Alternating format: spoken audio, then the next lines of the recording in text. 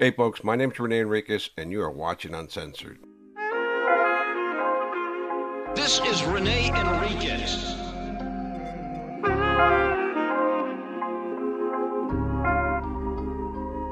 Nickname Bootser. Black Hand of the Mexican Mafia. Prison gang politics. Hey folks, my name's Rene Enriquez and you are watching Uncensored. So, I got a lot of requests for an episode on the brand. And I don't like really delving into stuff I'm not an expert on, but I can give you my subjective experience with the guys that I knew in the brand. Like, I don't know when it was formed. I don't know why it was formed. I know there were the Bluebirds and then the Diamond Teeth. I believe when it first was created in San Quentin, I think those are accurate facts, right? But I'm not really an expert. This is not it's not really my get down. But I did know some guys from the brand actually.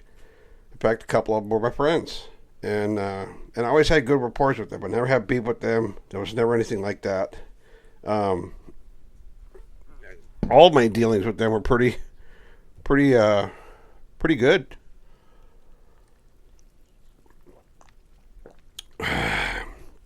Excuse me, I was drinking some Italian soda. Yeah, they got this bomb Italian soda. Sell it at a couple of places in the city where I live, but that's besides the point. But we're going to talk about the brand, and this is going to be a humdinger, folks. I think that you'll like it because one dude in particular was my childhood friend. Well, without further ado, let me say this, that I considered doing this in two pieces, but I know there's a couple of guys out there that are truckers and warehouse workers that work long hours, so I'm going to do long form today, and we're going to kick your Monday off right. So here we go.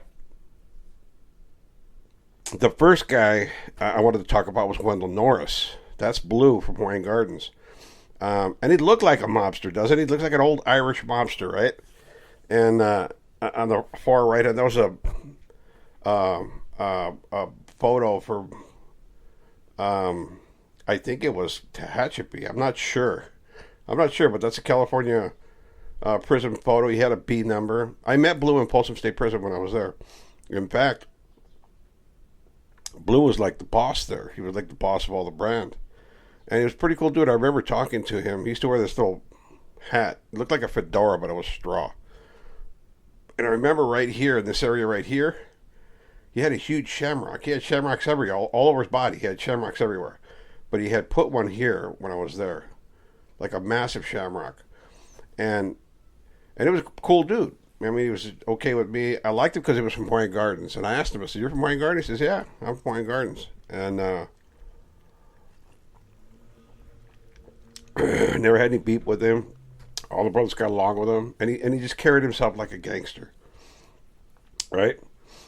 But there was one incident where he took two of these band roll-ons. They used to sell these big green things about 6 inches long. That was like a liquid roll-on. He took two of them and taped them end to end. So it was like maybe 10, 12 inches long.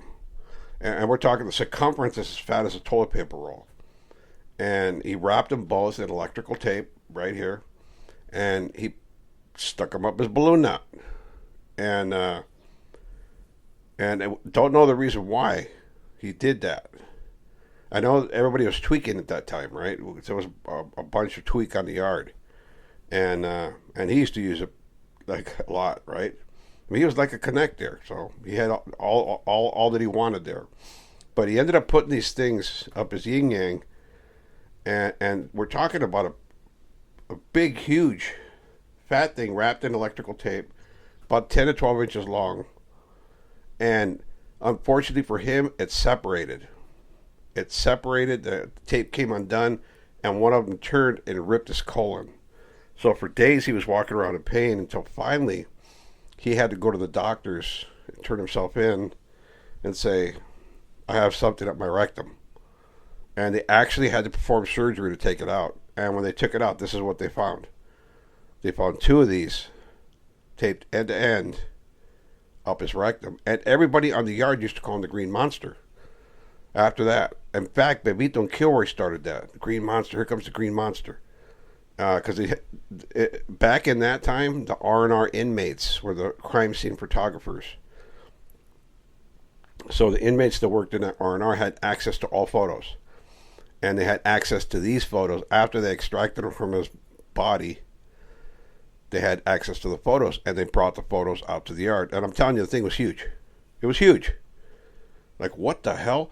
So they jacked him up. Like, why did you have that up there? And he says, oh, I was practicing, because Wendell Norris was known for taking out massive knives to the yard. Like massive knives. Not little tiny ones like I would carry, but massive ones. And he did this on a couple occasions. In fact, he had a 32 and attempted to escape. If I'm remembering correctly, he had attempted to escape in Chino State Prison. He had a 32 revolver keistered. And during transport in Chino, he pulled it out while he was in the van and pulled it on the correctional officers, who then did like a crash stop and jumped out of the car, the van, and Blue was stuck in there in the back in the cage with a 32 caliber pistol. But Blue was known for sticking stuff up there that was very large. He had a huge prison wallet. But that was Blue. I knew him. He was cool with me. I never called him the Green Monster. He was just cool with me. He said he was practicing, so I just take him for his word. Unless he liked it, and then that's what he's into. That's what he was into. I'm not judging the man. Oh, by the way, Wendell Norris, Blue, ended up locking up. There was a huge war in the Aryan Brotherhood, right? I think it was Blinky and Blue, and they were warring against each other over control of the AB, and Blue ended up losing, right? Blue ends up locking up and goes through this long process of debrief. He kind of went through like the debrief I went through, but they reneged on everything he did. They just wouldn't do anything for him. Nobody used him in court, and they actually sent him back to the SHU. Ultimately, he ends up, and I think it was Mule Creek or one of those PC yards where there's only a few PC yards. And Blue couldn't handle it. He didn't like living that type of life, right? So he took his own life. While in the gym, because he was a gym worker, he stabbed himself in the chest multiple times and expired. That's like he fell on his sword, literally fell on his sword. There's 2 stories, right? One is that he held a knife on his chest and ran himself into the wall a few times while the shank plunged into his chest. And another one is that he did a massive jolt of a black tarry substance and started stabbing himself in the chest. But when he couldn't finish, there was another worker there, actually a ex-carnal, ex-Mexican mafia member, and he finished him off. He told him, hey, can you do this? And boom, boom, boom, he did it for him. It was his last favor for him. I don't know which is true. I wasn't there. But I know those two of the outstanding stories that there are. And I just know the guy died a warrior's death, and it was brutal. It was brutal. I saw the autopsy pictures. I tried to get them. We couldn't have shown them here anyways, because they showed him with his full chest cavity open, and there's no way we could have depicted that here, but it was pretty gruesome. But Blue, may he rest in peace, was a good dude. To me, he was. I don't know to anybody else, but to me, he was. Then there's this guy right here. This is Paul Schneider, old corn-fed from Cerritos, California. Believe it or not, I grew up with this guy. I remember Sister Kim. We went to grade school together. We went to Stowers Elementary School, and so did Paul. I never knew him as that. We didn't call him that back when we were kids. They didn't call me Boxer either. He was just Paul. I was Rene. But we went to this school together, right down the street from our homes, because we both lived like a block away from there. And I remember this school, Stowers Elementary. And I remember one time Paul coming to the gate. Somebody was bothering his sister. That wasn't me, but somebody was bothering his sister, and he confronted the guy. And it was to this little gateway thing. And I remember it's so vague because this is over 50 years ago, maybe, over 50 years ago. And he confronts this guy, but Paul was ready to go. He was going to fight for his sister, which was cool. Years later, I end up seeing him and her at the visiting room at DVI at Paul at the Dual Vocational Institution, and his sister's there, Kim, right? And she brought in some white powdery substance, illegal substance, and I remember the way she brought it in was between her toes. And we did some out there in the visiting room. We kicked it. We talked a bit. And that's the last I saw him. I got slammed down shortly thereafter. We had gotten to a beef with the Cubans, and they slammed down all the Sureños and the Cubans. So we went to the hole from there. And I didn't see Paul until years later. In fact, the next time I saw Paul was when he was Sally's with Dale Britches. I met Dale too, briefly in the law library, but I never really talked to him. I didn't know him well. It's a good guy. In fact, they did a drawing for me. They did a drawing, Dale, and can't remember if it was Dale that did it or Cornfred, or they both did it. They did a drawing where they utilized the vitamins you get, the vitamin pills. There's yellow ones, there's red ones that they sell in the canteen in the commissary. Where we could get those vitamins, right? But they would take the dye from those vitamins and make paint out of it. And they did a painting for me, which was a lion. It was like multimedia. It was like pen and ink and this crafted pigment, this paint they made. And it was gorgeous. Like these guys were artists, right? And if you remember, in one of my earlier episodes, I told you about this guy right here, Joe Gubby. These are the guys that made the decision on Joe Gubby when I went to them and told them, hey, he's doing this. He's disrespecting the Cardenales. He's kind of off the chain. He's getting drunk, getting loudmouth. And they're the ones that asked Red, his cellie, to whack him. They saw Red in the library, and they told him, hey, your cellie's got to go. Take him out. And Red went back and told him. Red locked up right after that. He said, Joey was dangerous. Joey Gubby was dangerous, and this guy was my friend. He was actually my co-defendant. Me and Joey go way back, as do me and Cornfed, right? And Joey was an AV associate, right? You remember that Joey was eliminated in Santa Maria, California. They found his dismembered body in a lake, and they arrested a woman and her boyfriend for shooting him first with a 12-gauge shotgun, then dismembering him. But those are the guys Paul and Dale made the decision on this. That was their call, and he was going to go, but Red saved his life. It extended it because Joey made a violent end no matter what. Well, let's talk about Paul Cornfed Schneider. He's an Aryan Brotherhood member, incarcerated. It says Pelican Bay here because this is Wikipedia, right? But he's not. He's actually, I think he's in White Sands, Minnesota. He's in one of the Phase 1 WITSEC programs. He operated in the illegal dog breeding ring. His attorneys, Robert Knoll and Major Reed Knoller, adopted him as an adult. That was a weird thing. They adopted him as an adult. But there's a triangle going on here, right? It's like a sexual triangle going on here. They took his vicious Presa Canario Mastiffs, which infamously mauled and killed their neighbor, Diane Whipple, the dog breeding operation and fatal attack. This was the business, right? From his prison cell, Schneider and his cellmate, Dale, bred and trained aggressive Presa Canario dogs, actually meant to guard illegal drug labs and fight other dogs.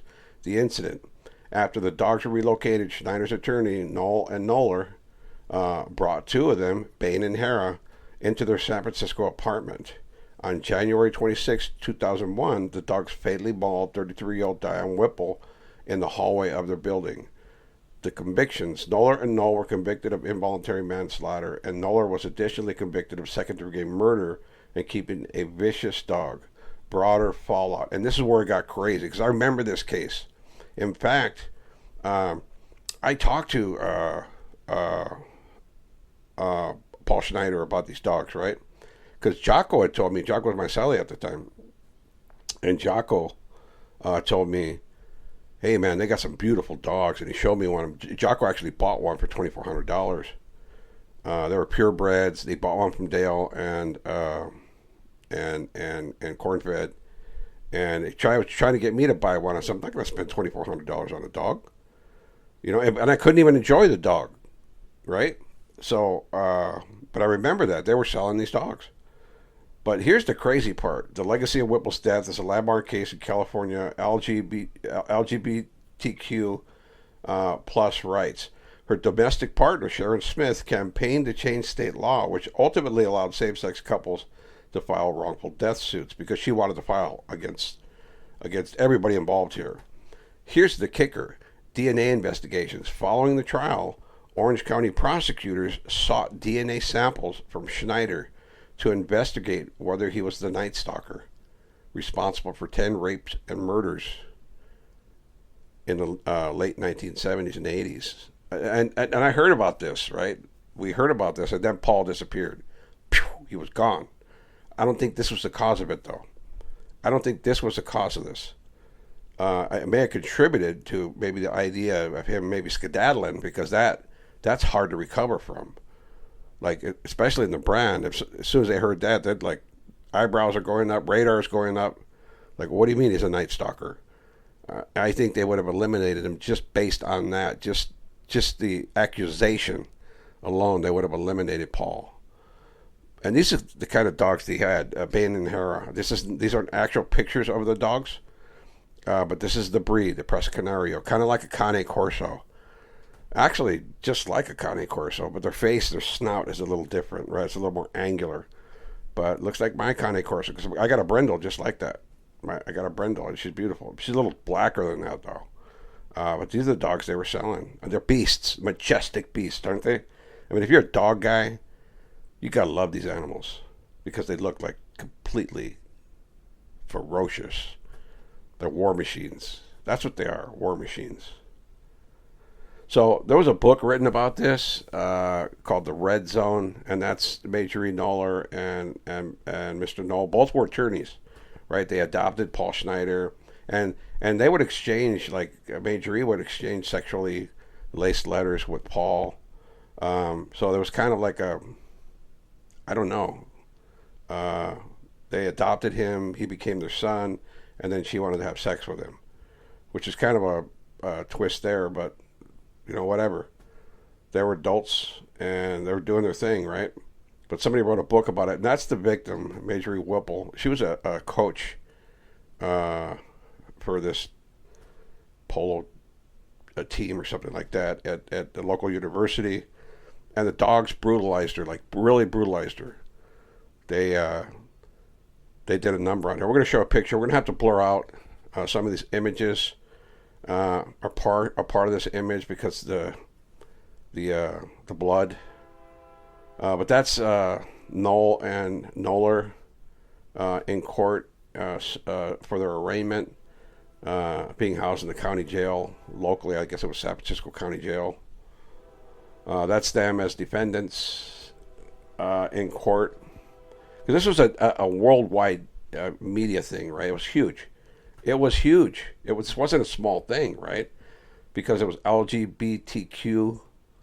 I think I'm pronouncing it right. That whole community roared up. Like she was a member of that community. The victim was, and the media jumped on it too. Like downtown San Francisco, Aryan Brotherhood, killer dogs. A gay woman is deceased, right? Because of the AB's dogs, right? And these attorneys got caught up in it. I don't know how they got in cahoots with Paul Schneider, but they did, and it destroyed their lives. In fact, that's a picture of Major E. Knoller after she tried to separate the dogs from the victim, and she's saturated in blood. Saturated. You could see her sweatshirt. Her face is covered. Now we're going to blur out her face because it shows blood. But you can imagine the color spot, those spots on the sweatshirt, what they are.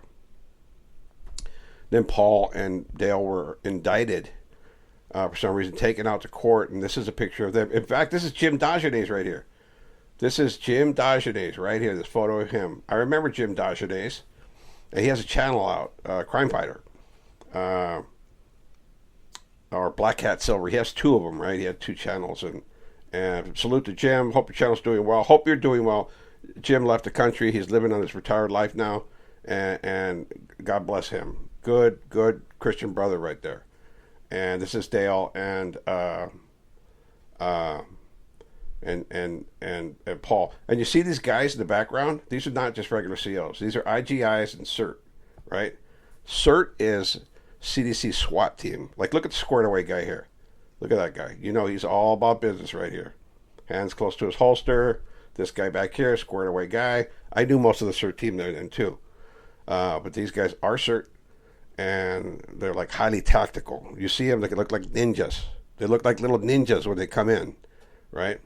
And I've seen them one time while in Folsom State Prison come in the tier with firearms, with MP9s or MP5s, little submachine guns, right? This is when they hit all the AB after the AB had smuggled in plastic explosives in the Folsom State Prison. It was probably about 1984, 1980.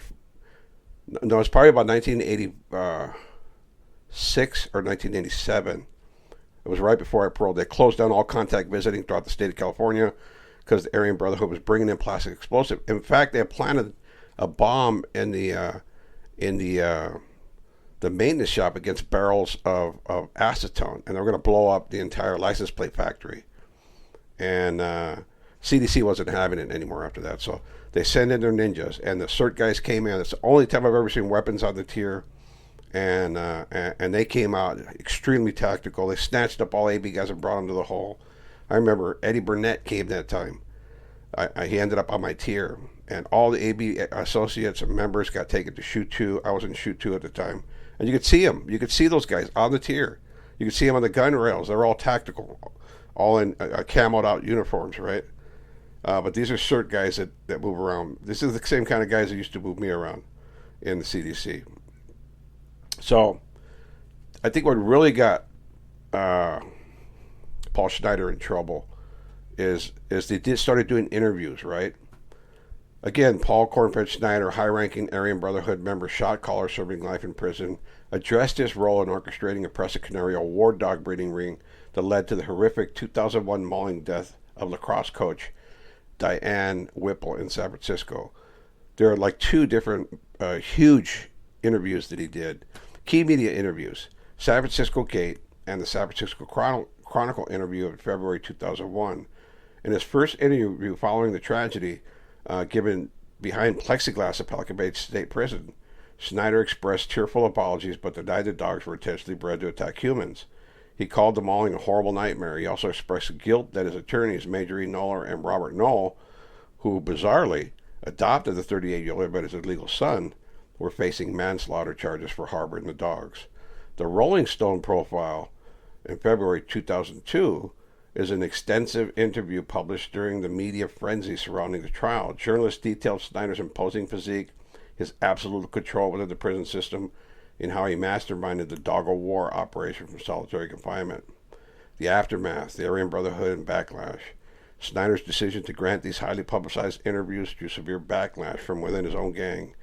Leaders of the Aryan Brotherhood viewed the public exposure and the intense media spotlight as a betrayal, resulting in Schneider's being marked for assassination. He was subsequently moved to a high-security federal medical facility and later a federal penitentiary in Missouri to serve out his multiple life sentences. I heard he was in last was White Sands, Minnesota. And the next guy we're going to talk about, so that's Paul Schneider. I grew up with that guy. We went to school together. We had a prison together.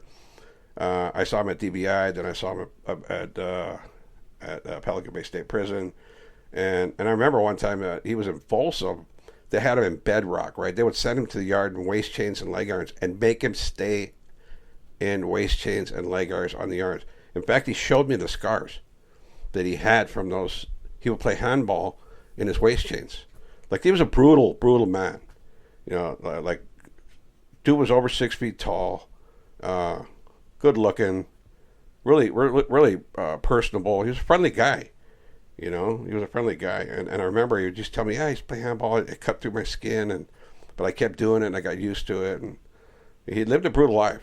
He did. The next guy on the list is John Stenson. I knew John Stenson really well.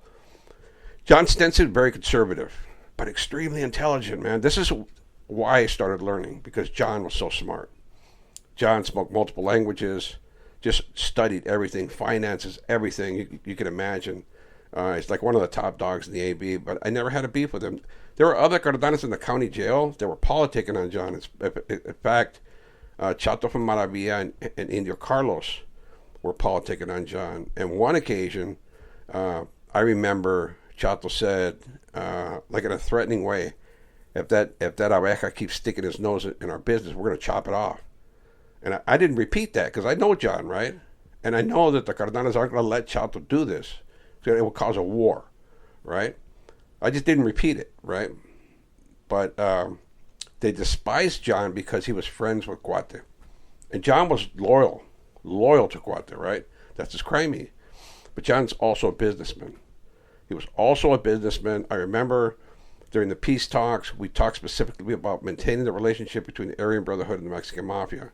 And I said, yeah, bro, that's for sure. You know, I wasn't representing the clica, but I knew who John was, and he was my friend, and he was a good businessman, and we talked about that. I remember that specifically, right? Like, hey, let's keep this, because he knew Cuate was going downhill.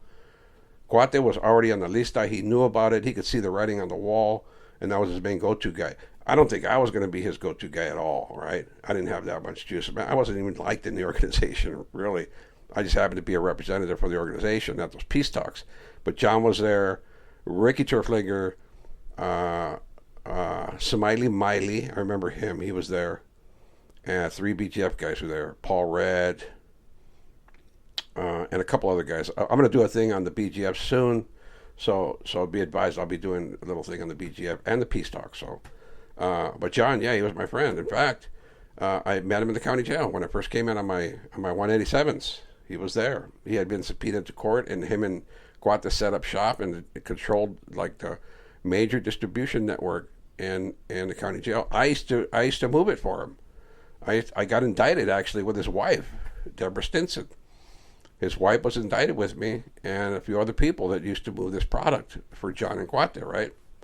So we were essentially the workers, and I would get kicked down all the time. They would kick me down all the time. They'd take care of me, and they just tell me, hey, sell these 5 or sell these 10, and yeah, okay, sure. You know, I dumped it, and I remember one time something came up missing. It was like a gram that came up missing. And I remember that I went to get the packages out of the toilet, because after you secrete them and you have to take them out, right? And they typically float. They float, right? And I did not think to check the bottom of the toilet, because I pulled up all the bindles, I cleaned them off in the toilet water, and then washed them with soap and all that. And so I gave them back to Jimmy Sanchez, because Jimmy Sanchez asked me to put them away. He thought they were going to hit his pad, so he handed them to me. It was my next door neighbor, and one came up short. He says, hey, I think there's one missing. I said, bro, I swear I don't got it. I swear I don't got it. And John sent me a kite one day asking me to tell the truth about where the missing bindle went. I got kind of mad. I said, look, I told you the truth, bro. I didn't steal nothing, you know, and I didn't. I truly didn't. It was just one of those freak things. Well, one of them sunk to the bottom. I guess it was weighted down by fecal matter, let's call it that, right? And I didn't see it, and I missed it. But that's his wife, Deborah Stinson. She was arrested on this is a previous arrest. She was arrested for a large quantity of marijuana, but after that, she was indicted with me and my co-defendant in a conspiracy case, conspiracy to distribute. In fact, that's me and Joseph Gubby, right there. Joey Gubby, the guy that was eliminated, the guy that Paul Schneider and them wanted to eliminate from being disrespectful to the Cardenales. Joey was actually up for membership. Right, he was in good standing, and he was my co-defendant. We go to court together, and we were young back then. We were just kids, right? And that's us in court. The next guy is my buddy, Michael Thompson. Michael Thompson, Aryan Brotherhood member. I met him in Lancaster, ASU. In fact, I just pulled up. The feds came and dropped me off. I was returning from court after being out for years of CDC custody, and I end up next to Mike, and we start talking. And I tell him my story. He tells me his story. He was in the hole. He was in the hole for manipulation of staff, right? And we all know Mike's story. Mike was Aryan Brotherhood member, commission member. He got released after 42 years and then just went back to prison and was just released. In fact, we did a conference together recently, and we actually had dinner together and a beer together. Mike is my friend. That's a picture of us there together on a marina somewhere in the United States. We're having a drink together. That's us. And Mike is my friend, you know. And I said it from day one. Everybody was jumping on the bandwagon talking bad about him, right? Mike made a mistake, and I get that. He paid for that mistake. He's now a free man, and he's living his best life. And I wish him the best. And there was Paul Schneider. Paul Schneider right here. I mean, excuse me, Ricky Turflinger, right? This is Ricky Turflinger right here. I knew him really well. I always liked him, right? I was in San Quentin when I first met him in 1982, and I was the porter there. I was a tier tender. And that's Benjamin Topo Peters right there, my co-defendant. And that's Haas. I don't know who this guy's like. I don't know who these brand guys are right here, right? The guy with a patch on, I think he has a patch on his eye right here. This guy right here, and this guy right here. It kind of looks like Turtle, but I'm not sure. But this is Paul Schneider. I mean, Ricky Turflinger. He was always a good guy with me. Always a good guy. You know, he always kicked me down. He had me distribute stuff for him when I was there. And I was just a kid. I think I was like 20 years old, you know, at the time. And these are the titans. The titans of the white mob and the Mexican mob, you know. And these are mobsters. These guys are AB straight up killers. These are the freaking hogs, right? And they were brutes, man. They were brutes. I think that's one of the most dangerous organizations there is, the Aryan Brotherhood, right? Small in numbers, but mighty in spirit, right? So I knew Ricky T. I heard that he ended up defecting from the organization, and now he's somewhere in protective custody. I wish him well. If you see this, Ricky T., there is a way out. Keep hope alive, brother. There is a way, because if I could do it, anybody can do it. And here's another one of Ricky Turflinger, young Ricky Turflinger. I know this is Clifford Smith now. Somebody corrected me on that. Holding Topo Peters' foot. They used to call him patitas because he had tiny feet. And I think that's Blinky, if I'm not mistaken, right? I'm not sure, though. You know, I just happen to have these pictures that were given to me long ago. And they are my pictures. These are not taken from the internet. These are not replicated from other sources. These are my pictures. I have the originals, and they belong to Rene Enriquez Uncensored. So don't be stealing, folks. And Mike just came out with a book called Warhorse. He wrote about his 45 years in prison and the remarkable life of Michael Thompson. Strongly suggest you guys go out and get it. I think it's on Amazon. It's available there. I think it might be available on PFP as well. I'm not sure. But he wrote it with his wife, Ariel Tomioka. And I wish him well. I wish that brother well. Living his best life. I think that is about it. Oh, no, there's another guy I knew, too. Gavin Shine, Irish. I didn't have an image of him, and I searched high and low, and I didn't have a picture of Irish. But Gavin Shine was my buddy, man. I liked him. I liked him a lot. You know, it's one of the guys I really related to. I talked to him. I met him at San Quentin, and then in Pelican Bay. I remember we were doing the peace talks, and I walk into a unit that's controlled by Big Spider Galvadon from Cantaranas, right? And we're going to every pod. We go to every pod. We're telling everybody, hey, have the doors open. Don't do anything unless you're challenged. Stand your ground. We're putting out to get that policy, right? And we're trying to get released from the shoe. And I remember Gavin pulled me up. He was on the upper tier, second tier. And he says, hey, man, Rene, can you talk to these Sureños? Man, they're straight disrespecting me and Mon and calling us rats and PCs and Big Spiders telling them we're no good and, you know, we're rats. And we didn't even do that, man. We never even debriefed. And they didn't. They didn't debrief. And and they were just in the hat, right? They were put on the hit list. They had Irish got in the jam over his organization's politics, and Mon. I mean, we all know Mon Salvador Bonostra. I whacked him, right? And when I walked down unit, I'd see he was glaring at me, Mon. And so I remember going to Los Sureños, and I went to the front of the unit, and I told, man, you guys, check this out. I'm so-and-so Rene, and I said it like I'm boxer from the Mexican Mafia, right? Yo soy carnal. This guy right here, Irish, Gavin Shine, he's a friend of mine. This guy right here, Mon, is a carnal. I told him, he's a carnal. I don't care what Spider's telling you. It's our business, not your business, right? It's our business. And it says, hey, and I'll tell you this. I says, I'm the one that whacked Mon. I says, and I don't even talk ish about him. I said, so you guys doing all that high power cell soldiering? I said, I'm going to tell you something. These guys are killers. Through and through killers. And when the doors open up, you better hope you're ready, because they're going to be. I said, so just radio all that cell soldiering and treat them with the respect that they deserve. Just as gentlemen. You know, the doors open up, go ahead, do what you got to do. Oh, believe me, they're going to do what they got to do. And you could hear a pin drop in there. You could hear a pin drop. Then I went back up to Gavin. I told him, how's that, bro? And he freaking, yeah, you could tell he was pumped, like, yeah, right? I heard Gavin got out. And he's living up in, somewhere. So he's living somewhere, right? And I heard he was up in the mountains, so, but God bless him wherever he's at.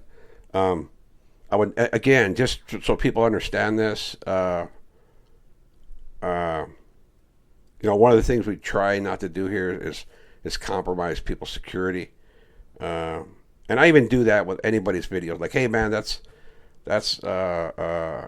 I'm in danger if you do that. Like I'll consider it, right?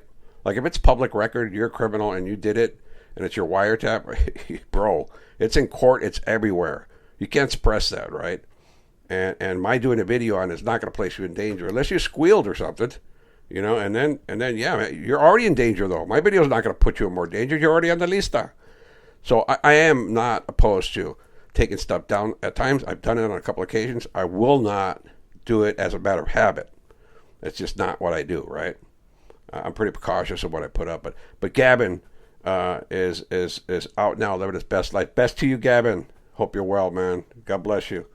And I think that's going to do it for us, folks, in the AB. We'll probably have more of these episodes coming out soon. Oh, no, there's somebody else. I keep trying to end this video, and there's somebody else, my buddy here. And this is a blast from the past. That there is Bobby Perone. Bobby Perone was an AB member. I met him in DBI, right? And we kicked it there for a minute. And he was gangster with it, right? He was from Riverside. That's what they called him, Riverside.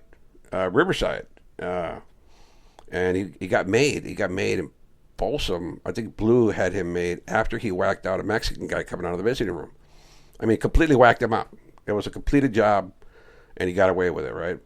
So years later, Blue's whole crew, that's Wendell Norris, his whole crew gets put in a hat in this inner conflict with the AB, right? Riverside happens to be one of them. So when I end up in my very first PC yard, who do I see there? This guy, Bobby Perone. And this is a picture taken by Sam Quinones from the Los Angeles Times.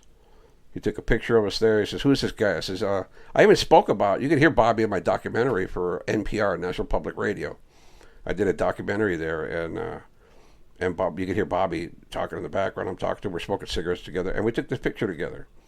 But I hope Bobby is out. He got struck out on some BS charge, and he was doing like a 25 live.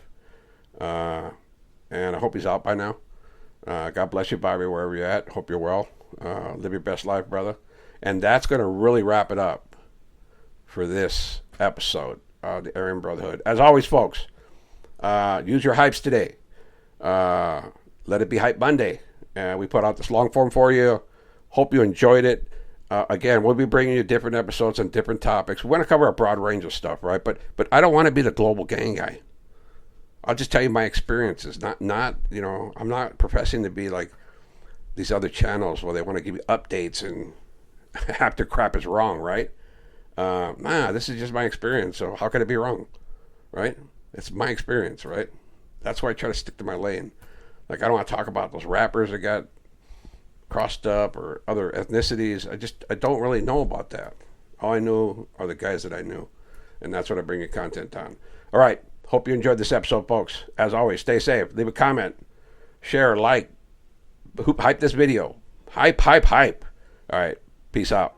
This is Rene Enriquez.